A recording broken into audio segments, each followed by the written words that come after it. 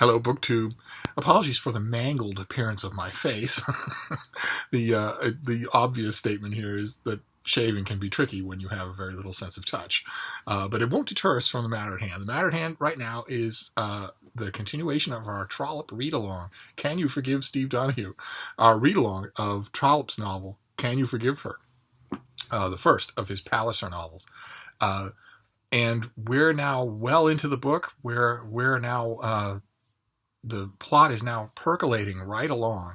And as I was rereading the 20 chapters that we're doing today, it really occurred to me that unless you are scarred by school or just determined with arms crossed to hate Victorian literature, these 20 chapters are going to have you turning pages like nobody's business.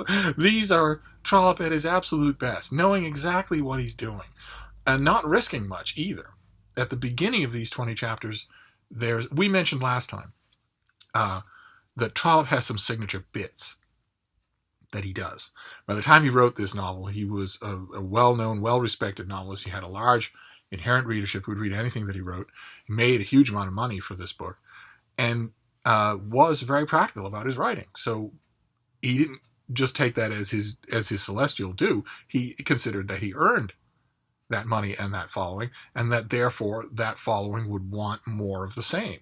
So he was constantly inventive. He was constantly trying to interest his readers and himself, but he also wanted to give them things that they would recognize as Trollope bits.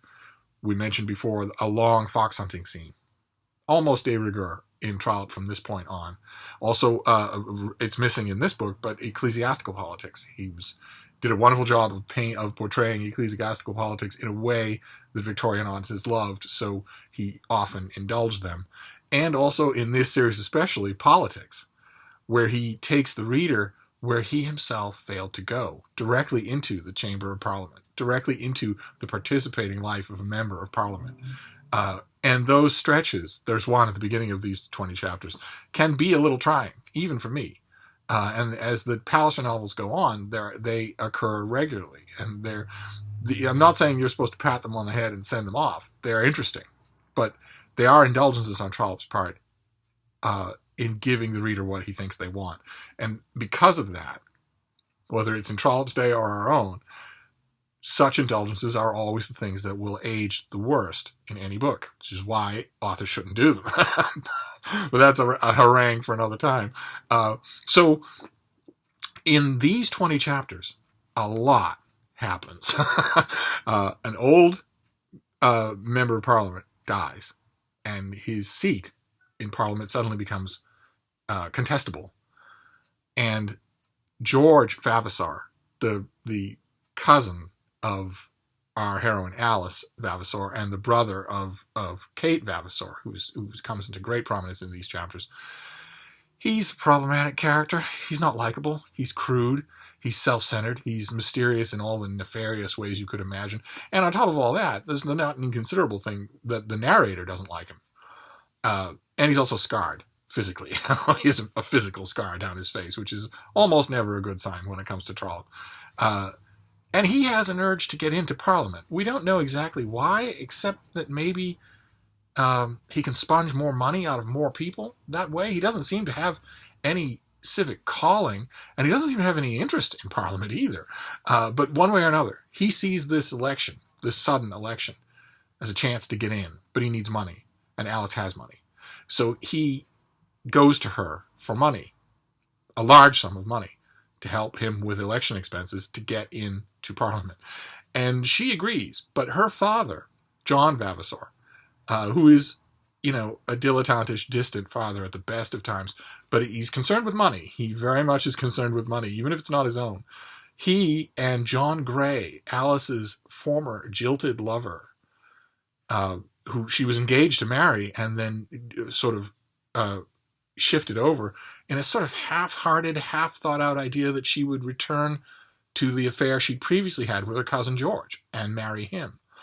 That, likewise, is never really clearly thought out, except that she doesn't like the idea of just doing what everyone expects. But her father, John Vavasor, and John Gray concoct a plan by which although Alice goes to her father and says, could you please withdraw such and such an amount of money from my bank account so that I can pay it to my cousin George for his election expenses, her father tells her that he will, but doesn't do it. Instead, he and John Grey have arranged a plan where John Grey will pay those expenses so that her fortune is not hurt. And it happens. The money is paid, and George Vavasor gets into Parliament. And he's no sooner in Parliament than he's showing a total indifference to being there, and a caddish, loutish indifference, the same kind that he shows towards virtually everything else in the book. Mr. Bott, an odious political creature from early chapters, immediately takes him under his wing and starts talking about political ins and outs, who's who, what's what, where's where, and George couldn't care less. But at the same time that all of that is going on, we have intrigue in our other main plot. There are three main plots involving three women. The minorest plot in these 20 chapters involves Aunt Greenough, who is a wonderful comic character, but also completely sure of herself. She is a rich widow, and she is dallying with the attentions of two very different men, a prosperous farmer named Mr. Cheeseacre and a spendthrift cashiered army captain called Belfield.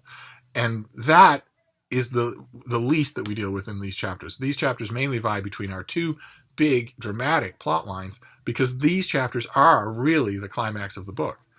And the other dramatic plot line involves Lady Glencora Palliser, who was also extremely rich, 20, 200, 2,000 times richer than Alice Vavasor, and whose family, the influential members of her family, made her give up her infatuation with a beautiful but impoverished man named Burgo Fitzgerald and marry Plantagenet Palliser, who is the heir of the Duke of Omnium and also fabulously wealthy himself. In other words, her family made her do a proper marriage. And they were successful in getting her to do that in a way that Alice's diffident father was not successful. He doesn't like the idea that she is returned to be engaged to George Vavasor, and he thinks the idea that she would break off an engagement with John Grey, who's a totally worthy young man, is madness. But he can't force her to do anything. He can't exert any pressure on her the way Glencora's relatives do. And Glencora's relatives have been successful in affiancing her and then marrying her to Plantagenet Palliser, but they haven't been successful in wooing her heart at all. She's a romantic at heart, and Plantagenet Palliser very much is not. He very much is not. He doesn't know anything about human passions. He doesn't know anything at all about anything but public service. It's everything to him. He takes her as his wife because it's the clear and proper thing to do. He isn't, for instance, at all thinking about her money. Whereas George Vavasor has his eye on Alice Vavasor for her money, even though it's so much less.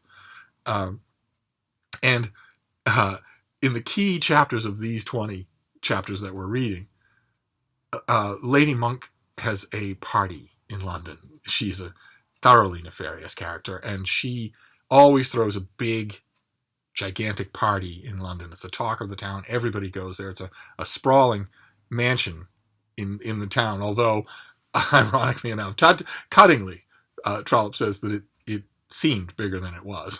The mansion itself seemed bigger than it was. And we learn in the chapters about her party that she's totally on board with Burgo Fitzgerald's plan to run away with Lady Glencora, even though she's married, to make her his mistress, and thereby force Plantagenet Palliser to divorce her. Even though Burgo has no money. In these chapters, he's begging money from her, just walking about money. And she's okay with giving it to him because she wants it to happen. She wants this to happen. And so she lends him £200 to help oil the machinery, to help him, I guess, with train tickets or whatever, so that he and Glencora can meet at the party and he can run away with her. And even before he tries it at the party, Burgo Fitzgerald the better angels of his nature are telling him not to do it. And the thing that decides him is, in large part, at least until he sees Glencora, the thing that decides him to go ahead with it is that if he doesn't, he'll have to give back the £200. These chapters bring into sharp focus the fact that Plantagenet Palliser and Glencora Palliser are two of the only truly noble people that we're meeting in these pages. And I mean that in the character way, not just in the societal way.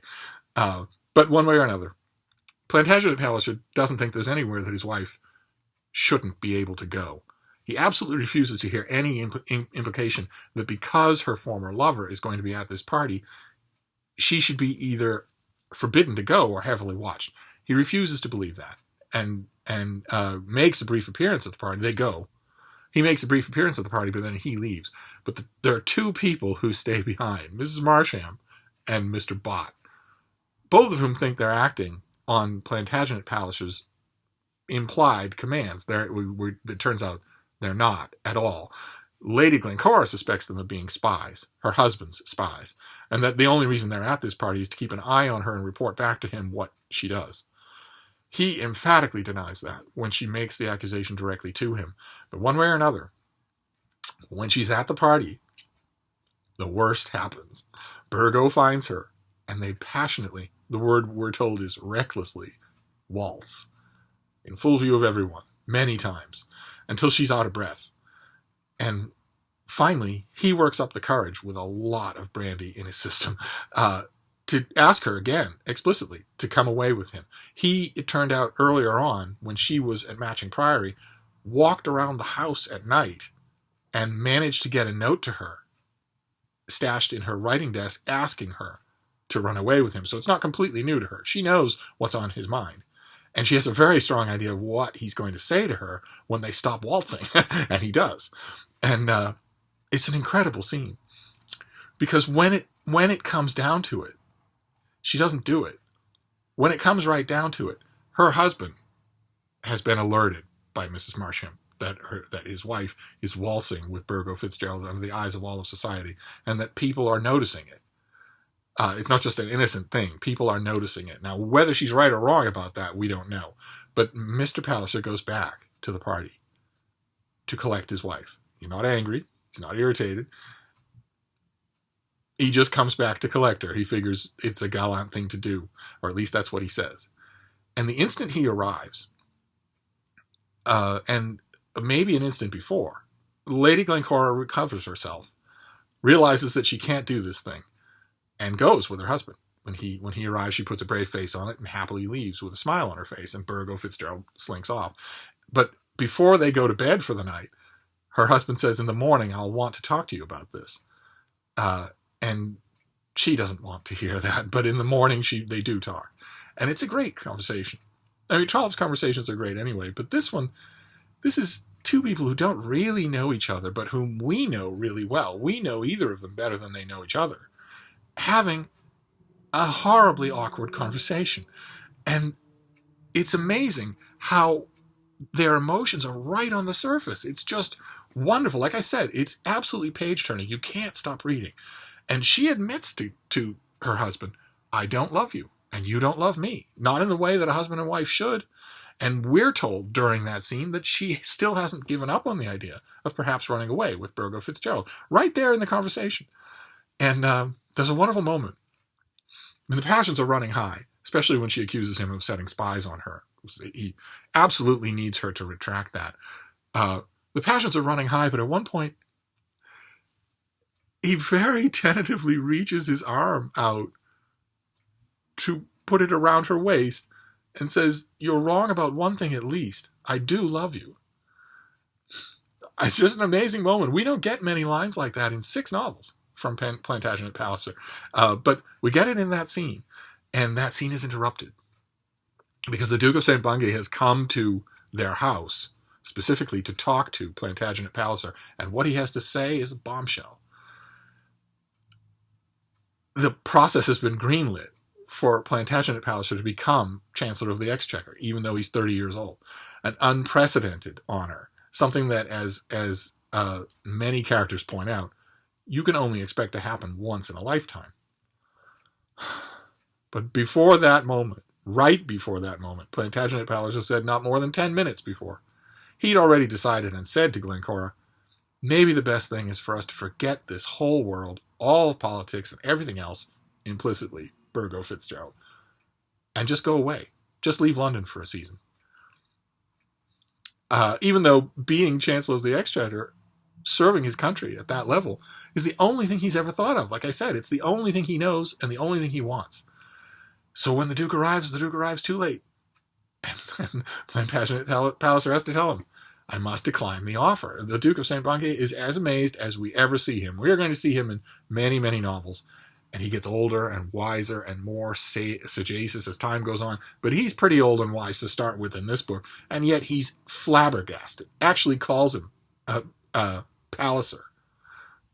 And says, this is crazy. You can't be serious. So that you can take your wife abroad? That's your reason? But as we leave that scene, we go back to a devastated Alice Vavasor. Because in the meantime, she has been coming more and more clearly to realize that she just doesn't like George Vavasor. In fact, she rather hates him. It's not just that she shies away from physical intimacy with him, although we saw that last time. It's also that nothing that he says does anything to make her skin crawl. And when he gets elected into Parliament, he returns to her room, to her house, triumphant. And she's not. She's gratified that he's in Parliament, and she assures him that her money will be his for the asking. But no love. She can't talk to him of love, even when he asks her to. And it makes him furious. It makes him absolutely furious. He has a ring for her that he's brought for her. Instead of giving it to her, he hurls it into the fireplace and leaves. And she is, confusingly, I admit, she is steadfast that if her money will help his career, he's welcome to it. But she can't imagine any more than that now. And just when that's at a pitch, it looks maybe like his money problems might be solved, because his relative is Squire Vavasor of Vavasor Hall in Vavasor Parish. He has a modest estate, modest income. But if George is his heir, and if George were in control of that estate, he could mortgage it to the eyeballs and raise enough money at least to be wealthy for a season or two. And he made the mistake of suggesting that to the old squire before this book begins. And of course the old squire was furious at the very idea of it, and it caused a rift between them. And his sister Kate tries to solve that rift, tries to mend fences with them. She's living with the old squire as these chapters take place, and she tries to mend fences, but George is a lout. He's a monster. He's a beast. And even when he says, okay, I will try to make nice with him, he can't do it. And the squire knows it. And in these chapters, the squire is revealed as much weaker than we thought. And after a querulous chapter or two, he dies. But not before he's had his lawyer in to redo his will. Because he'll be hanged if he's going to have the whole of the estate go to a man who's going to eat it up in 2 weeks. He knows that perfectly well. He knows that George is a good for nothing. And he alters his will. And we get the death scene, and we get the horrible night where Kate is alone in the house with the servants that she doesn't know and a dead body. And she asked Aunt Greenough to come to her in her distress, and of course Aunt Greenough does, and so does John Vavasor, and so does George Vavasor. They all descend on Vavasor Hall, and the will is read. And it's just as bad as George Vavasor worried. The old squire has disinherited him. The property is going to John Vavasor, and with a substantial £500 a year bequest to Kate, making her effectively independently wealthy. And the hall will descend either to the male descendants of John Vavasor, who of course not going to have any, or to Kate's male descendants. But George is completely out of the picture, and it infuriates him. It infuriates him. The scene with the reading of the will is classic Trollope. And he takes his sister aside on the fells, where earlier she had walked with Alice.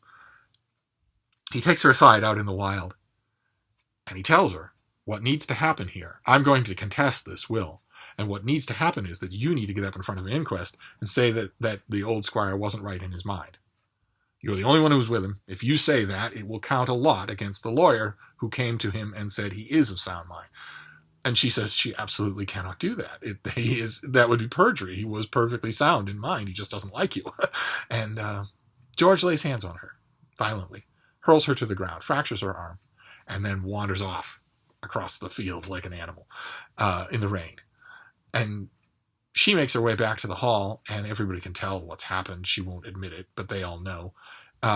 And we think that's a moment in Trollope that you can easily picture how that would go down a different path than the one it takes. You could easily picture George Vavasor we're told nothing has gone right for him.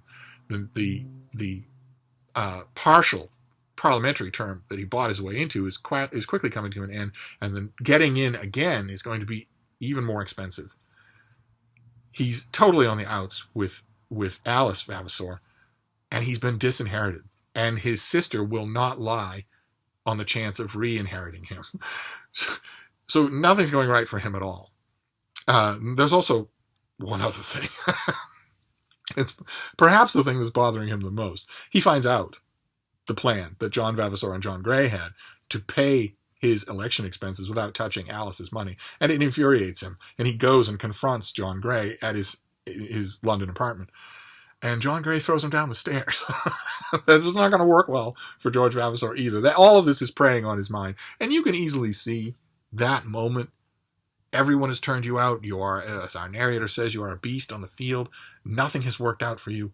You can easily see that moment might work, that a different author might have had that moment be the moment when George Vavasor finds his inner nobility.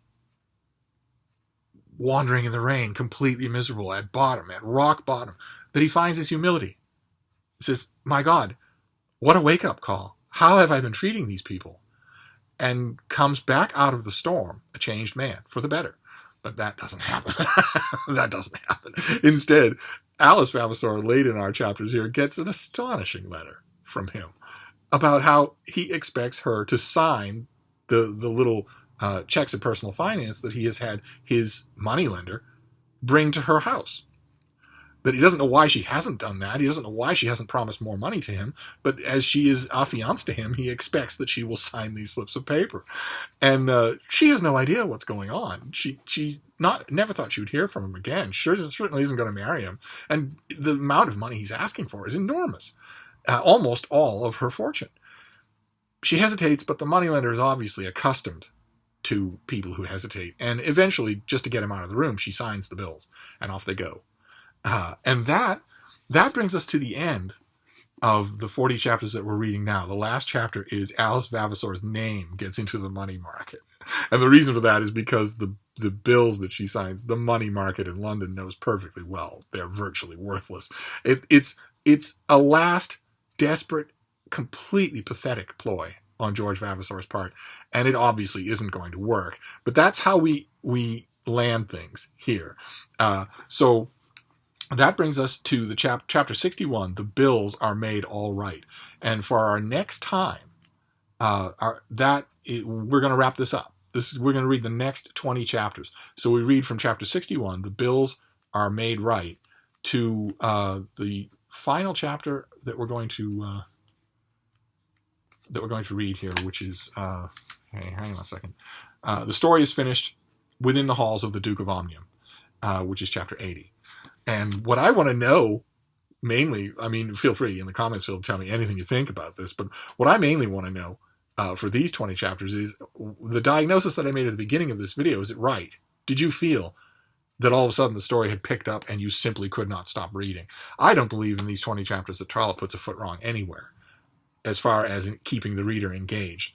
And I'm wondering if that is true, or that could be a case where I know this story so well that and have so many wonderful memories associated with reading it and rereading it that I wouldn't have stopped reading for anything anyway. I'd love to know if it's true for you, especially those of you who are reading it for the first time. Did you feel in these 20 chapters, well, okay, what I have read or what Steve has told me about this being a practiced author, now I can definitely feel it. This is someone who knows exactly what he's doing. Or did the story seem to wander at any point to you? Like, for instance, I've had people who read this book for the first time say that they felt a little distracted when the chapters take us to Vavasor Hall and concentrate on the time Kate is spending with the old man. It seems like I've had a few people say, they could have done without reading the details of his dying days. And I love them, but I'm curious to know what you think. So let me know what you thought about these 20 chapters, and we will meet again next Sunday to finish Can You Forgive Her by Anthony Trollope. And by then, in addition to summary thoughts, I want to know what all of you thought about the whole book. But by then, we have absolutely got to decide on a book for May. And I love all the suggestions that I've been getting, but I got to say, perversely, a lot of the suggestions have been unworkable. It's like a lot of people have been making suggestions just to try and outdo people for naming longer and longer books. The Tale of Genji, the Middlemarch, War and Peace, Anna Karenina. One person mentioned The Decline and Fall of the Roman Empire, which to read in a month would require that you all read 300 pages a day. You think you're up for that? No. I've had a lot of emails, a lot of texts, lots of comments. So far, the front runner of a manageable book would be Beowulf. But we still have time. There's a whole bunch of stuff we could decide on. I would like to keep it. I'd like to keep the candidates to books that are in the common domain, so that technically speaking, if you're okay with reading on a screen, you can just download a free version, so that you're not obliged to go out and buy a book. Technically, I would like to make that true. Although a lot of you don't like to read on screens, even if it's free. But even if we're not going to do that, then we need to pick something else, something that you might have to go and find. One way or another, let's have that as a discussion in the comments field as well. What are we going to do for May? June, we will do Homer's Iliad. But that still leaves May, and May is hard upon us, so we need to decide. Bookish people. It's like trying to get cats to walk in parade. I'm going to wrap this up for now, but I will see you soon. Thank you, BookTube.